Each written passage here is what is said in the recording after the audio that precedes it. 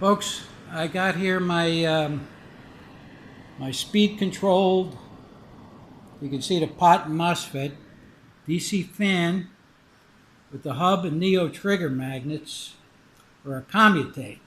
Okay? Now, the reed switch is latched. Watch this. During this cycle, this phase of the cycle, the current is on to the electromagnet. When the opposite polarity trigger magnet comes around to this latching reed switch, watch that. Did you see that?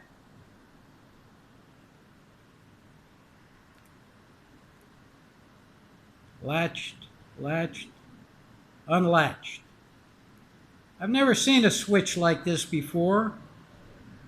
I invented this reed switch specifically for this gap solid state generator circuit. And this is working flawlessly, this latching reed switch. I'll do more videos. It's coming along fine. I am going to extend the hub to about 10 inches, okay? So that there's about 5 inches between the trigger magnet sections, so to eliminate interference. But this is coming along very, very nicely at this time.